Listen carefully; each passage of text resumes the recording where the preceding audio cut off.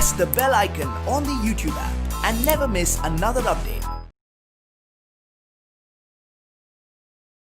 Hello children, hope all of you are doing good. We are starting a new discussion on one more chapter.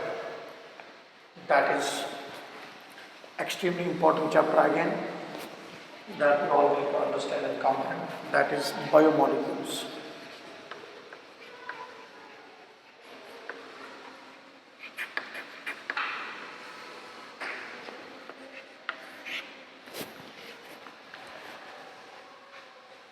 In biomolecules, what exactly do we study is we have some non-living molecules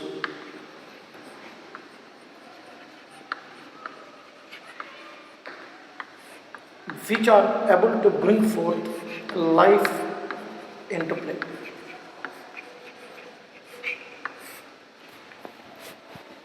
So these non-living molecules, they interact with each other. They interact with each other, resulting in the working of the functional unit of life, that is cell. Now let me be clear what I am trying to say here is the branch which deals with the study of these biomolecules is biochemistry. Technically it is the chemical analysis of biological molecules. Biochemistry is chemical analysis of biological molecules, or the chemical nature of biological molecules. Molecules in living organisms, how exactly do they chemically bring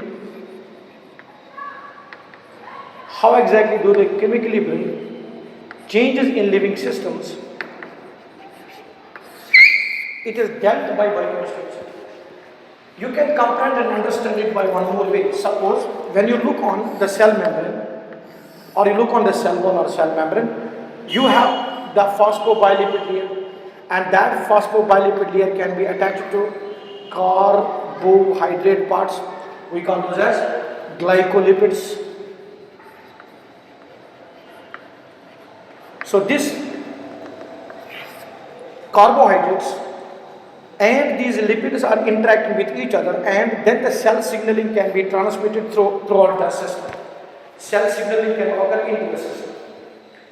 Even we have the integral or peripheral proteins attached to the surface, either inside or outside, and you got integral proteins which are embedded through the system, right from the exoplasm to the endoplasmic side, which are again important.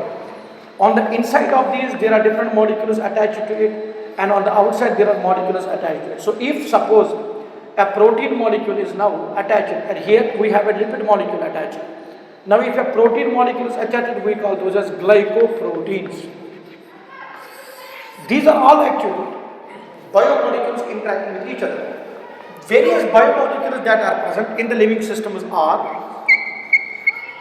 carbohydrates, we have proteins, there are lipids and fats, there are vitamins, and there are nucleic acids. These are different biomolecules present in systems. And these molecules interact with each other, and there is chemical interaction between these molecules, resulting in the development of the structure as well as the function of a cell. So technically, when we deal with biomolecules, we will not deal with a biological biomolecule here. We are dealing with the chemical analysis of biological molecules, or chemical analysis of biomolecules. So how at the chemical level they are interacting and resulting in the development of different processes. Like we have different processes happening. Say cell signaling is happening, right? Then there is structural function. As we know, cellulose has a structural function in the plants. Then you have the nutritious function, like we have glycogen and starch. Clear or not? So, and then there are extremely different chemical reactions happening out in the body of the living system, whether plants or animals. It's all interaction of these molecules developing a different branch of chemistry called biochemistry. So we have in biochemistry, what exactly we are dealing with? We are dealing with the levels of interaction. We are dealing with how well the molecules are interacting with each other and how well the chemicals are being coordinated. A very simple example we can say the working of a neuron. Every one of you will be knowing working of a neuron. How exactly neurons are working? Neurons are working by the development of action potential along the body, cell body of this neuron, which is divided in the form of dendrites and axons. Yes. So you have in these regions we have the chemical signaling in the form of the loss of potassium and sodium, means sodium taken out, potassium taken in, or the vice versa process happening. So it's an exchange of sodium and potassium along the neurons that is responsible for the movement, electrical movement of the signals. And even electrochemistry is extremely important in the present discussion of how neuronal signaling is happening. From one dendrite to other dendrite, the signals are released by the chemicals like acetylcholine molecules, now dopamine molecules. So they are norepinephrine, epinephrine. So there are so many biomolecules interacting, resulting in the development of the precise coordinating systems in our body. What we are going to do in this chapter is, children, integrated wise, we are going to understand at the structural level, we are going to understand the functions of these molecules. Because there is a general rule in chemistry, a general basic rule in chemistry. And what is that? It is structure governs function.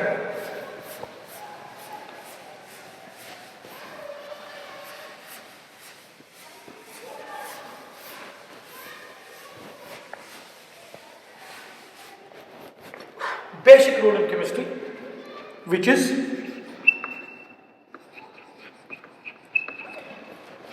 structure governs function. Now I will give a basic idea here. Say, when we have enzyme molecule working on a substrate, this enzyme molecule is technically a chemical or it's a biomolecule. And what biomolecule it is? It's a protein, technically. And it is working with a substrate which is also a chemical.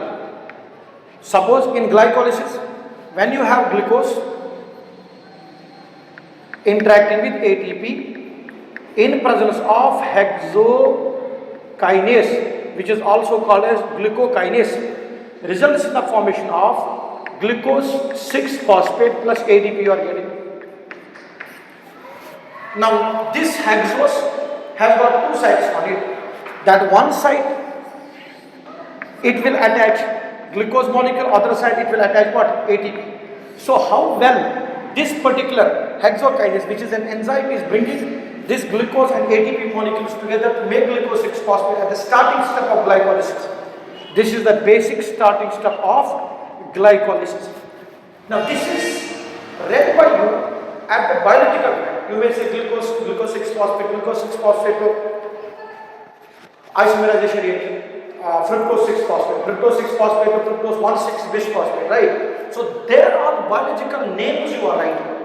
In technical purposes, in the real sense, in the real process, what is happening in a cell is completely different. This glucose, if you look on, technically it's a chemical. We will have a discussion of the structure. That's what I'm talking about. So glucose is technically a structure. ATP has a proper structure. How their structure governs the function. How on the basis of their structure hexose is able to interact with these. So on the whole, in our discussion of biomolecules, we will be dealing with the structural features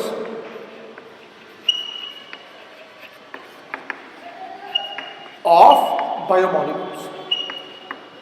Whatever the biomolecule we will read about the structural features. And once we are reading about the structural features of a biomolecule, we will understand what are the bonds present, how strong are the bonds, what are the bond enthalpies, what are the structures, and how that structure is governing a function. That will be dealt in the biomolecules. That is what we are going to discuss in biomolecules. So a pure class of molecular analysis of these biomolecules will be dealt in these classes. Am I clear on that? Right. So there are different functions that these biomolecules are performing, be it a dietary function, be it a structural function, be it a functional function, structural function like in different bacteria, you know the cell wall is made up of what? Carbohydrates itself, which are attached with each other by linkings, which are small proteins. So we call this peptidoglycans. You will be knowing these things in biological perspective. But here, how does it assign it the function of? How does it assign it the function of having the scaffold structure properly oriented? That will be done only when you understand the structures of these biomolecules precisely. So what are different biomolecules that I talked about, children, and what we will be talking about? Different biomolecules that we have are carbohydrates, then you got proteins, then you got vitamins, then lipids and fats, then you got nucleic acids. We'll have the analysis in terms of their structural base and how the structure governs their functions. Am I clear? Good. So the first discussion, children, with respect to biomolecules we are starting are carbohydrates.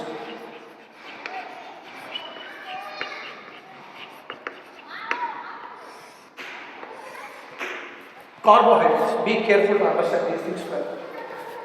When you define these in a general term, what carbohydrates are? These are compounds of carbon, hydrogen and oxygen. And also they were called as hydrate de carbon.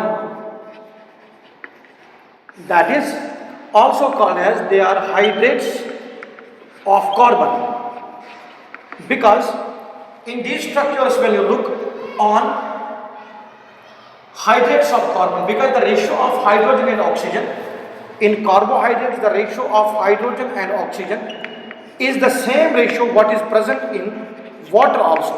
That's in water, what is the ratio between hydrogen and oxygen? In these carbohydrates basic formula, we have the ratio of hydrogen and oxygen in the same way. That's why initially they were called as hydrate carbohydrates. But there are different compounds in which the formula, the ratio of hydrogen and oxygen is not matching, but still they are carbohydrates. So this is not a general definition. Simply we can say carbohydrates are the compounds of carbon, hydrogen and oxygen. And even after the discovery of pentose sugar, after the discovery of pentose sugar in DNA, what we call it as deoxyribose. The formula of deoxyribose is C5H10O4.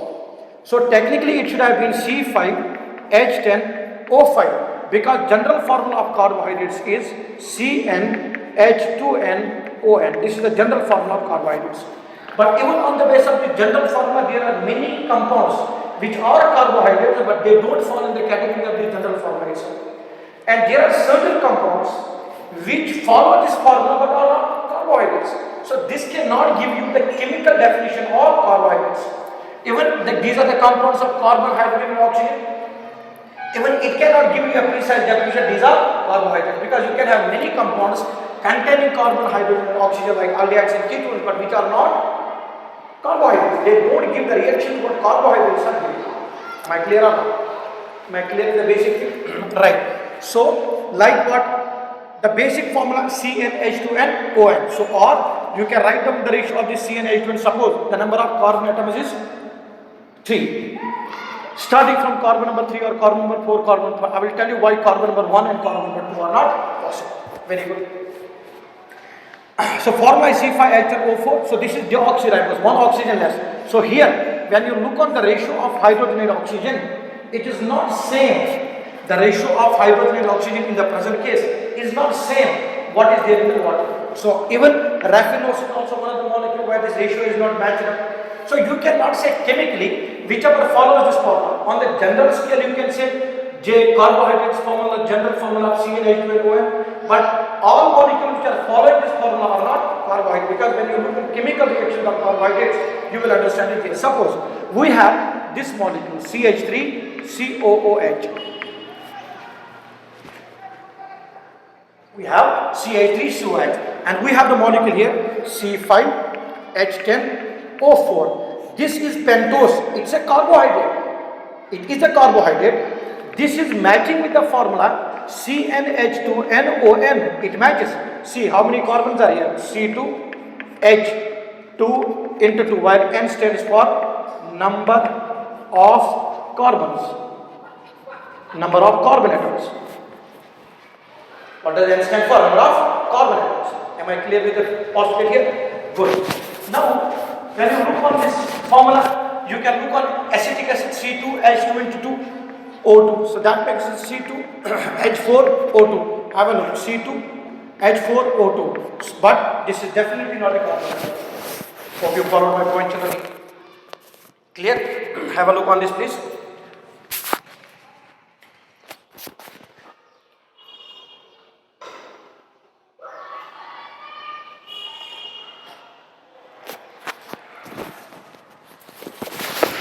Now, look on this one. Do we have the ratio of hydrogen and oxygen as 2:1? Yes, we have, but it's not a carbohydrate.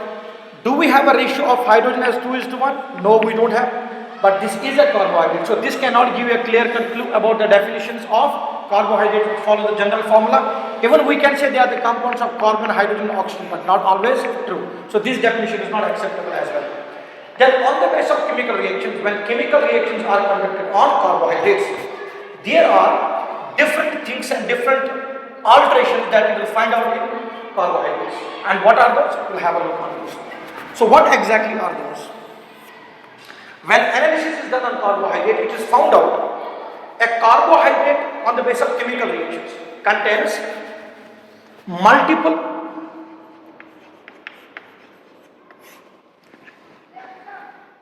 OH groups attached to the carbon atoms.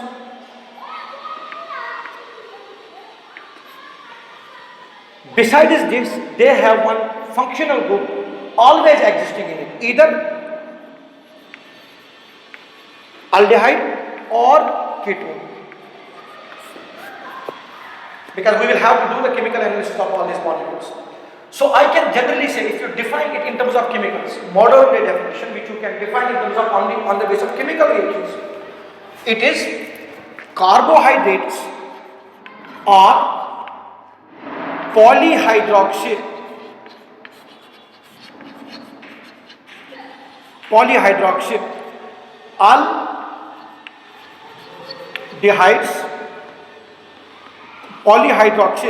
aldehydes or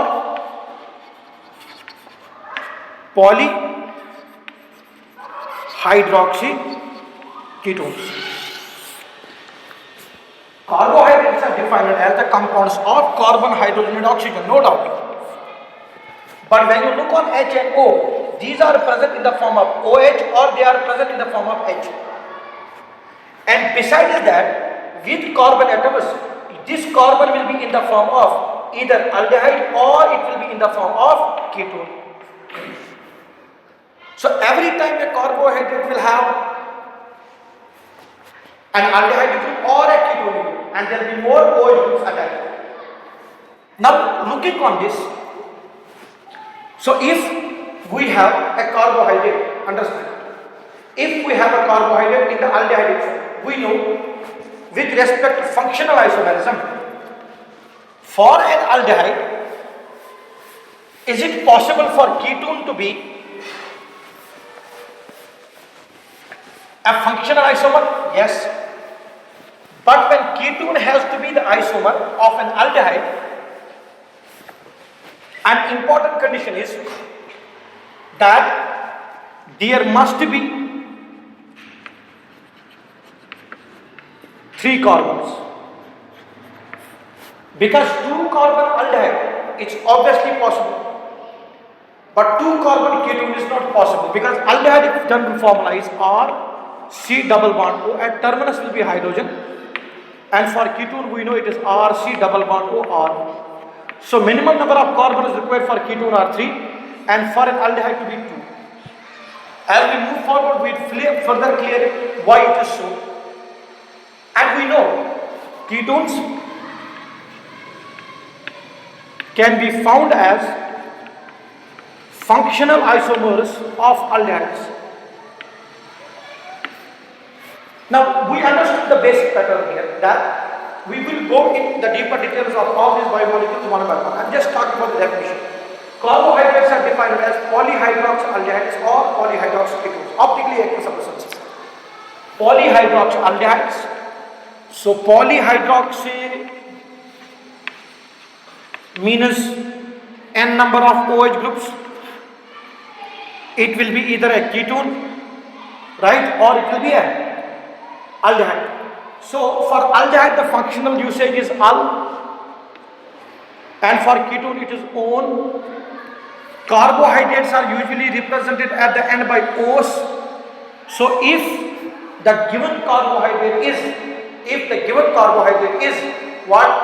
An aldehyde, we call the given carbohydrate as aldose. What's it called as? Aldose.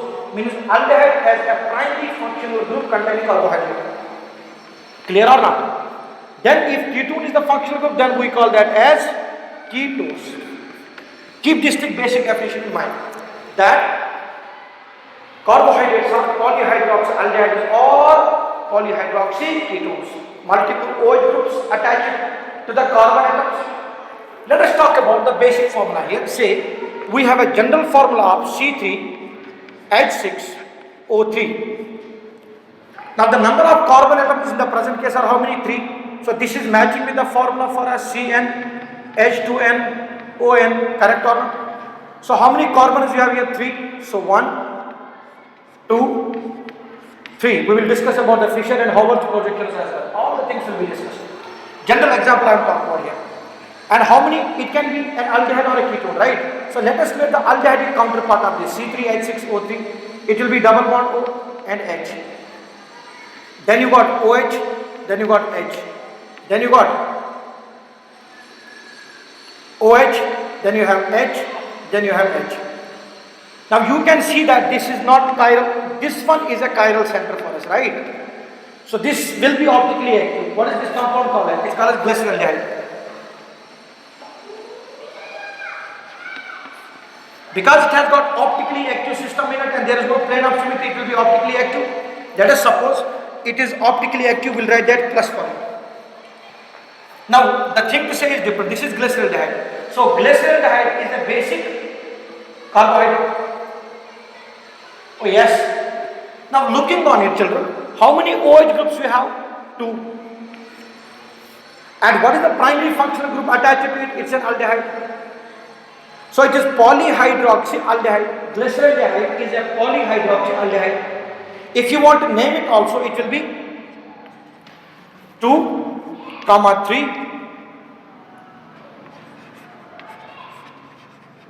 dihydroxy, 2, 3 hydroxy, right, or 2, 3 dihydroxy, then propane 1 will be the name of this. Can you get it is functional isomer in the form of ketone? Yes, because there are 3 carbons present, you can have a ketone available, but that should match with the formula C3H6O3. So let us make it out. C, you got H, you got H, you have OH, then you got C, double bond O, then C, you got OH, you got H, you got H. There is no chiral center present in this molecule itself. Now this is ketone or not, right? So how you name it? 1, 2, 3. It will be 1, 3 dihydroxy, 1, 3 hydroxy, 1, 3 dihydroxy, right? Then propane 2-on will be the name of this. These are 2 functional isomers or not, right? So how many hydroxyl groups have come here? 2. What's the general formula for this also? CN, H2N, ON only. So how many OH groups have come here? 2. Correct or not? You got 2 OH groups here. And primary functional group that you have, main functional group is ketone. So again polyhydroxyketone or polyhydroxyaldehyde. So this will give you the test for aldehyde. Then when you are trying to differentiate the two, we know we can use silver blood test, Tollens reagent can be used for this purpose. Failing solutions can be used to distinguish the aldehydes and ketones from each other as well, right? So we will do all the chemical analysis with respect to these carbohydrates. Did you understand the basic definition? This is the basic carbohydrate that I have shown, which contains how many carbons? 3 carbons, right? And in that I have shown there are more than 1 OH groups, and every time there is an aldehyde or a ketone present, right? So C2 carbons, carbohydrate presence is somewhat rare in nature. Hope I am clearing. Basic thing, just basic. So what are carbohydrates? Compounds of carbohydrate oxygen. Basic formula CnH2n. But all the compounds, although generally it will follow the formula CnH2nOn. General formula is CnH2nOn. But this CnH2n is a general formula for a carbohydrate word that I have used so far. But we need to see whether this given carbohydrate is a polycarbohydrate or this given carbohydrate is a simple carbohydrate. So, when you have a carbohydrate given and you do hydrolysis of it, because when polymerization occurs, when many individual carbohydrate molecules will combine, I am using the general word carbohydrate here. When many will combine together, polymerization reaction will occur. And when polymerization occurs, there is loss of water. When we deal with the polymerization reactions here, in case of carbohydrates, we will understand there is loss of water, dehydration occurs. So in order for these to separate up, you need to hydrolyze it, you need to add water to it. Yes, so on hydrolysis, what are different products you are getting from a given carbohydrate? On the basis of that, we classify carbohydrates variously. Try to understand the points here. I will discuss intricate and more deeper chemical details of these carbohydrates. I am just talking about the basic definition for some period here.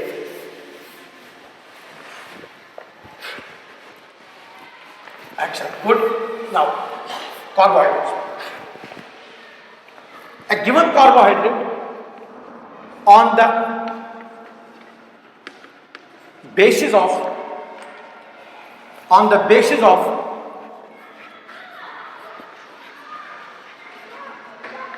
hydrolysis products. On the basis of hydrolysis products, carbohydrates are classified variously. One way of classification on the basis of hydrolysis. They are classified as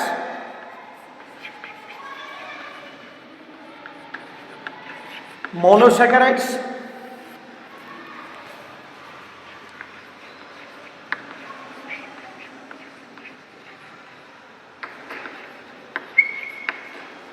oligosaccharides,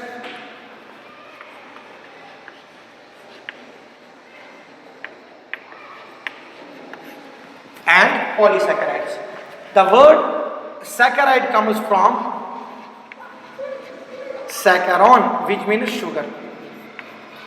But remember that all carbohydrates are not tasty, they are not sugarish. So on the basis of taste also we have classification of carbohydrates in two ways. On the basis of taste, so classification of carbohydrates on the basis of taste is also there. What we call this as sugars and non-sugars. We will get all the things done. Sugars and non-sugars. Suppose there are polysaccharides like glycogen, cellulose. They don't have any taste at all. So they are non-sugars. But there are certain polysaccharides like there are certain carbohydrates like fructose, glucose. They are all having taste. So we have the classification of carbohydrates on the basis of sugars and non-sugar, general classification. If time permits, I will discuss some of the details where from what exactly is the basis of the taste that comes into play from different substances, different tastes from different substances. But time should permit us for that because this is all molecular, this is all biomolecular interaction, biomolecular analysis. Correct. So you got saccharon, which means sugar. Moiety. Monosaccharides are the carbohydrates which upon hydrolysis do not yield simpler carbohydrates. That means they won't yield any polyhydroxyaldehyde or polyhydroxyketone further. So these monosaccharides are composed of only one carbohydrate. So further breaking of these monosaccharides is not possible because this is the last hydrolysis product or hydrolysis product that a compound has, that the carbohydrate has. So further breaking it down is not possible. If you further break it down, you will be able to get individual components out of it. That will mean you have converted these monosaccharides, which are made up of a single unit, meaning they cannot be further hydrolyzed into simpler units. When you break the bonds in that also, then it means it has undergone the nutritious process. That means it has undergone the process of whole nutrition, not only digestion. Because digestion is converting a complex to simple things. But then after that there is assimilation, absorption, and all those processes have to happen. Only then the bonds in the individual molecules like COH bonds, OH bonds, ketonic bonds, aldehyde bonds have to be broken up. That will be the digestive product for us. That is not hydrolysis, right? So upon hydrolysis, if they don't give you the simpler carbohydrate, we call those as monosaccharides. We have many examples of monosaccharides children, which cannot be further hydrolyzed into simpler units. Like we have glucose, like you have fructose, like you have ribose, like you have mannose. We will have a discussion on all these, what exactly are these. Glucose formula C6H12O6, you know. Fructose is also C6H12O6, but glucose contains primary functional group as aldehyde, while as fructose contains primary functional group as ketone. We will discuss out these details. So they cannot be further hydrolyzed into simpler units. Oligosaccharides on hydrolysis give 2 to 9 monosaccharide units. How many? 2 to 9 monosaccharides they are given. Now in oligosaccharides we have, if we have 2 monosaccharide units attached, if 2 monosaccharide units are attached and break it, hydrolysis is done, you will get 2 different units. Such substances, such carbohydrates are called as disaccharides. So disaccharide is actually a class of what? Oligosaccharides. Like we have maltose, then you have sucrose, so on and so forth, lactose, so on and so forth. So they are what? Disaccharides. So you can have trisaccharide also, tetrasaccharide also. What will be this one? Trisaccharide. So how many water molecules are removed when trisaccharide is made? 2 water molecules. So the whole substances molar mass will reduce by the unit of what? 36 units. Whatever the mass was there from the incoming carbohydrates. So if you are given 3 carbohydrates with their chemical formulas also, you calculate the mass. If a trisaccharide is mass, the mass made will be, it will be made by the loss of how many water molecules? 2. The bond made between 2 monosaccharides is called as glycosidic linkage. Glycosidic bond. We will discuss the patterns and discuss the characteristic property of this glycosidic bond in our discussion, which will come in the future for us, right? So far, basic definition. So 2 monosaccharides, a disaccharide, tri, tetra, so on and so forth. So oligosaccharides, when it is hydrolyzed, it gives you 2 to 9. What? Basic units. It gives 2 to 9 monosaccharides technically. And if 2 monosaccharides are combined together, which will be a disaccharide. So disaccharide is an oligosaccharide, because on dissociation, disaccharide will give you 2 monosaccharide units. And monosaccharides cannot be further hydrolyzed, right? Keep it in mind. These substances have their reducing and non-reducing ends, which is aldehyde and ketonic group free. Okay, I'll just move forward. And what are polysaccharides? More than 10. More than 10 monosaccharide units are given. To be precise, polysaccharides will give you hundreds of monosaccharide units. Oligosaccharides will give you below 100 but above 2. Monosaccharides do not further classify, further dissociate out at all. But for your basic understanding, they have given a classification in terms of this 2 to 9 and above 10. Right? This is considered to be a polysaccharide. Am I clear on that? And you will understand this more importantly, like 10 to 20 to 30 monosaccharides will be combined together when we talk about bacteria and how the cell wall of the bacteria is structured. Like we have gram-positive, gram-negative bacteria, and why there are certain bacteria wherein the chemical dose is given for breaking are more. And what does those chemicals do to the cell walls of the bacteria? Because of which the bacterial growth or the bacterial infection in a particular individual will reduce down. It's all chemical interaction. It's all chemical interaction dealt in the body. But that is dealt by specific methods, by specific signals. So everything happening in the body of living systems, whether plants or animals, is happening with a precise order and precise orientation, etc. Right? Directional approach. Did you get it? So one classification on the basis of hydrolysis products, you have monosaccharides, you have polysaccharides, you have polysaccharides. Then one on the basis of taste, I said sugars and non-sugars. One more classification, children, that you have is on the basis of the reactions that these given carbohydrates will exhibit.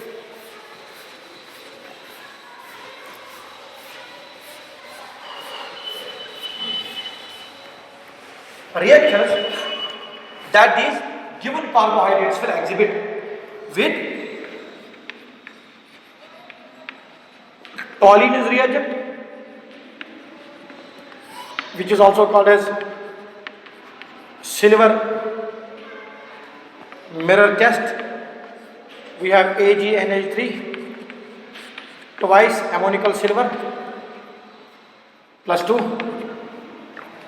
and then you have failing solution, alright, which is a combination of coppers and hydroxyl groups, a base, many other substances. We will discuss about all those details, and failing the solution.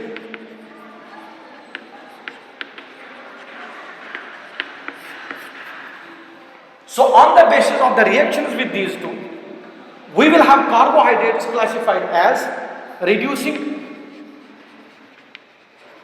and non-reducing sugars.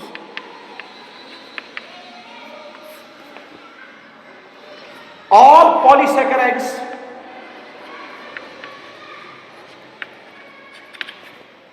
are non-reducing, because for the process of reduction to come into play, you need to have a free aldehyde or ketone group.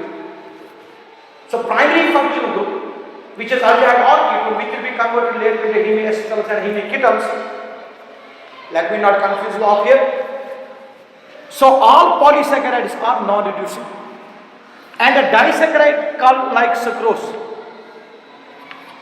I will discuss in deeper details why reducing and why not. I will just talk about classification of carbohydrates first. And if it is reducing, then its main functional group should be free. When I say it is free, I mean to say it should not be held by some other groups except the groups which are already present in its simple form. So if you substitute it at the position of its primary functional group, then the reactions exhibited by those functional group becomes difficult. It becomes a non-reducing sugar. So it will be reducing when those are free to show reaction. I will discuss about the concepts of Newton rotations.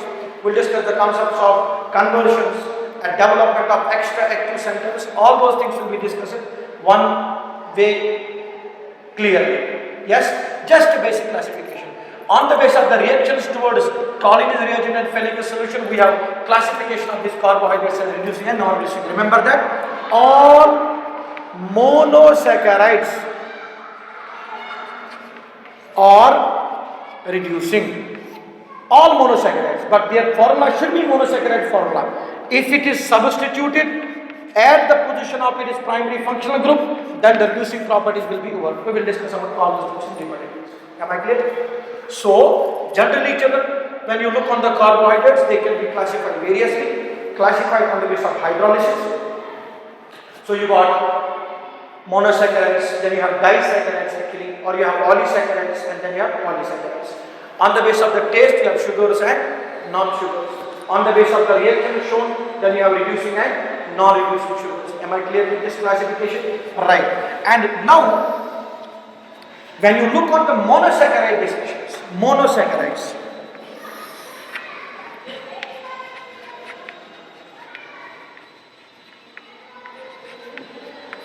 look on the monosaccharides. In these children, in monosaccharides,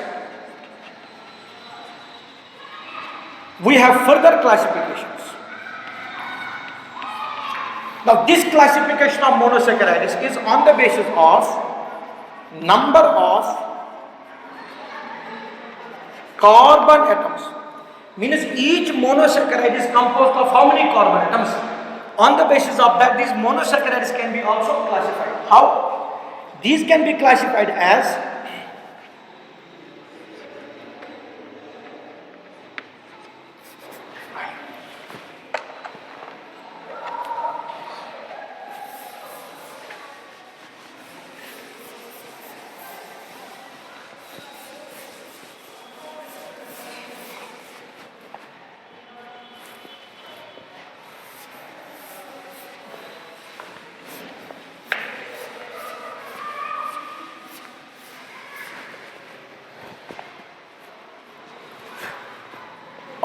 these monosaccharides.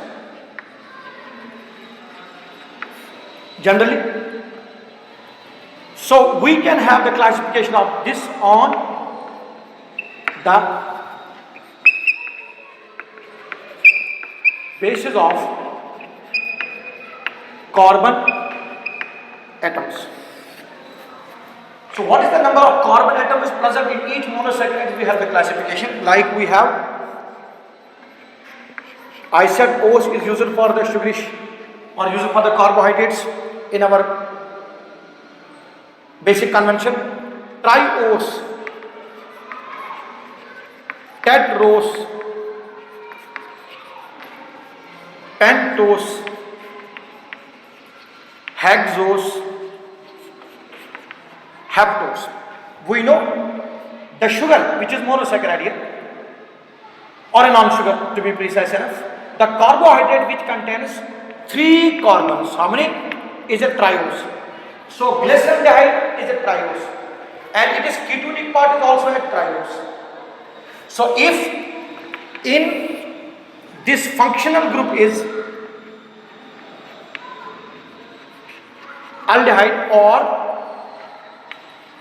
functional group can be ketone because functional isomerism is possible.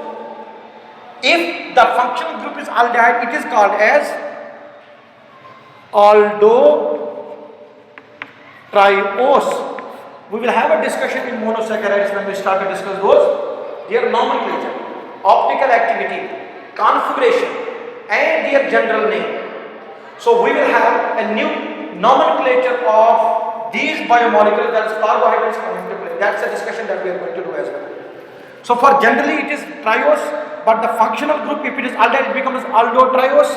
Then if the functional group is ketone, then it becomes ketotriose. Can I say that then? That C double bond OH, C OH H, then C OH H and H. This is what then? 1, 2, 3. This is glyceraldehyde, right? I won't show its optical activity now. I won't show the configuration. That is D and L, not plus and minus. Small d, small l. I am talking about D and L. That is configuration. We'll discuss it. We have many discussions like epimerization, anomerization, diastereomers, enantiomers. All those discussions we have to do. Now this contains the functional group aldehyde. How many carbons are there? 3. It is matching with the formula also CN, H2 and ON, and definitely it gives you the reaction as well of carbohydrates. Primary functional group is what? Aldehyde. So this has got 3 carbons. This will be our aldotriose. This is the general name. Aldotriose. Then you can even have C H2OH, as I mentioned a while earlier, C double bond O. Then you can have again here CH2OH, polyhydroxyketone. This will be ketotriose because the total number of carbon atoms in the present case are how many? 3. Again, the naming will keep on changing when we go on in the advancement of this discussion and understanding various parts. Very good. So tetrose, it can be now aldotetrose or ketotetrose. In this case, monosaccharide will be containing how many carbons? 4 carbons. Here 5 carbons, then 6 carbons, then 7 carbons. Like erythritose, 5 carbons you have pentose, deoxyribose. That's a pentose only. Alright, ribose and deoxyribose. Those are pentoses. Glucose, fructose, mannose, galactose. They are how many carbons contained? 6 carbons. So they are what? Hexoses. Glucose is a hexose. And in glucose, the primary functional group is what? Aldehyde. Primary functional group is aldehyde. So, children, we can write down. So, you understood? There will be aldehyde. So, suppose hexose. So, it will be what? Aldohexose. This will be ketohexose. Remember that.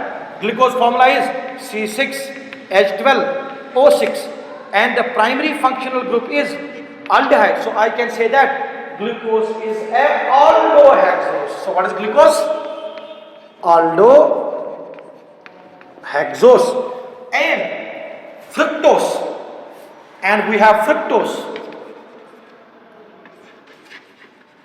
Fructose is the primary functional group containing called as ketone. So fructose is also 6 carbon containing. How many carbon containing? 6 carbon, because children, glucose and fructose are functional isomers of each other.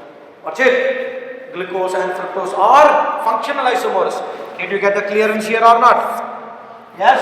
So children, I can write down what? Glucose contains how many carbons? 6. What's a functional group here? Aldehydes. So what is glucose? Aldohexose. Very good. What about fructose? It also contains how many carbons? 6. But what is the primary functional group? Ketone. So we can say that fructose is a ketohexose. Understood or not?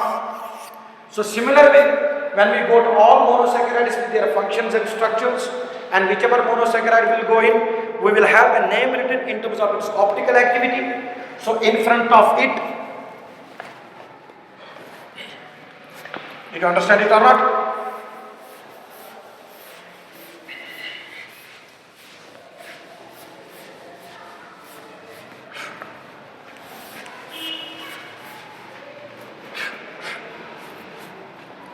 So suppose we have a monosaccharide, the name will be plus minus one of these two, depending upon what it is optically active or not, it will be plus or minus. Then we will have capital D or capital L. This is on the basis of configuration. This is on the basis of optical activity. Then you can write the name. So plus D, aldohexose, or minus L, ketohexose. All those things can be written. So name wise, we will have a discussion of the nomenclature as well with respect to this. Is it clear that we generalize and let me sum up this carbohydrate classification? So these are compounds of carbohydrate and oxygen. Hydrate the carbon, they were also called as, because ratio of hydrogen and oxygen in most of the compounds is same to that of hydrogen and oxygen in water. But many of the molecules, and even after the discovery of the DNA, the sugar, the carbohydrate which was found in DNA was deoxyribose with the formula C5H10O4. It wasn't matching with this. Even there are many other chemicals which follow the formula, but they are not carbohydrates. Clear or not? Then, according to the chemical reaction which carbohydrates have shown with respect to the reducing and non-reducing properties, we have, and on the basis of the different types of reactions, which is a peculiarity of a particular functional group.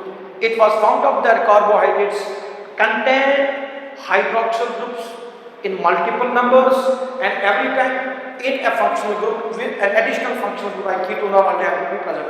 So the definition, the chemical definition is polyhydroxyaldehydes or ketones. Then I dealt with different types of examples and classifications on the basis of the hydrolysis, on the basis of the reducing and non-reducing properties, on the basis of the taste, on the basis of the number of carbon atoms in monosaccharides. We have different types of compounds respectively, right? So this is basic classification. In our next class, children, we will start the discussion on monosaccharides and their properties with the general consideration on bonding and other things. Am I clear or not? Fine. Thank you.